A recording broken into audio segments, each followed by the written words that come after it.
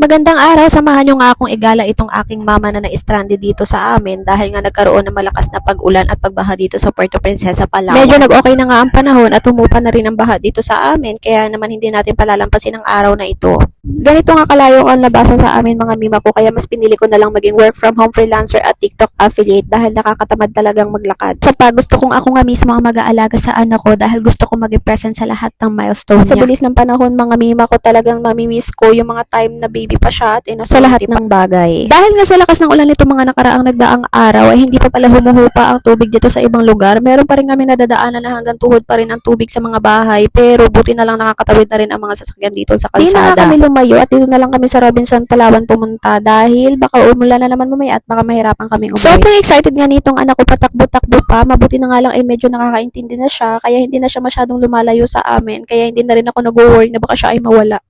Tapos ganito nga ang bungad sa amin ay marami na namang chocolate and flowers pang Valentine's. Talagang mararamdaman mo na ang araw ng mga puso at marami na namang mga girl na excited mabigyan.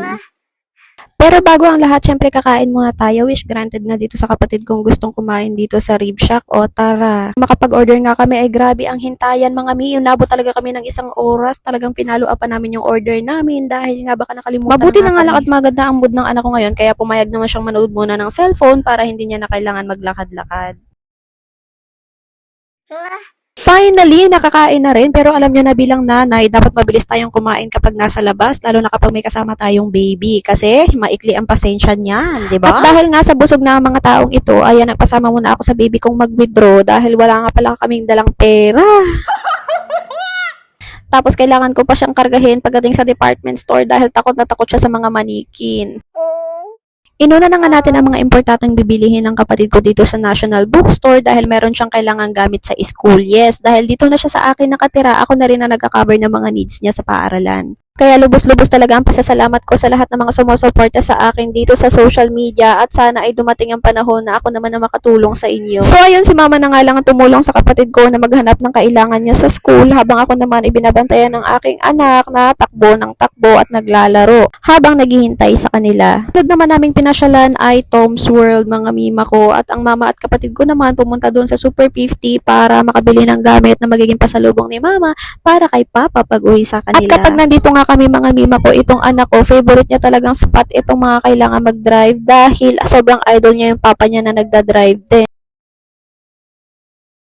Lahat ng spot na merong manibela mga mima ko, hindi niya talaga titigilan yan. Go! Ganito rin ang naging life hack namin mga mima ko. Kapag pupunta kami sa palaruan na merong basketballan, bibigyan na lang namin ng bola para naman makapag-shoot at hindi yan iiyak.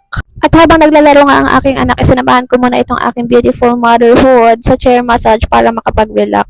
First time niya nga ito mga mima ko kaya sobrang saya rin ng puso ko dahil natitreat ko na yung nanay ko sa mga ganitong bagay. Sana nga sa susunod na makakapasyal siya dito ay kasama niya na rin si Papa para makapag-banding naman sila. At tapos nga ang mahabang araw pagkagala at pagre-relax ay umuwi na nga kami dala ang aming mga pinamili. Thank you Lord at nakauwi naman kaming safe. Hanggang dito na nga lang muna ang ating mini vlog. Thank you so much kung ikaw man ay nakaabot dito hanggang sa dulo. Huwag kalimutang mag-iwan ng bakas, mag-follow, like, comment, and share para mapansin kita. Once again, it's me, your Mama Kim, ang inyong full-time discarding mami. Thank you so much sa panunood.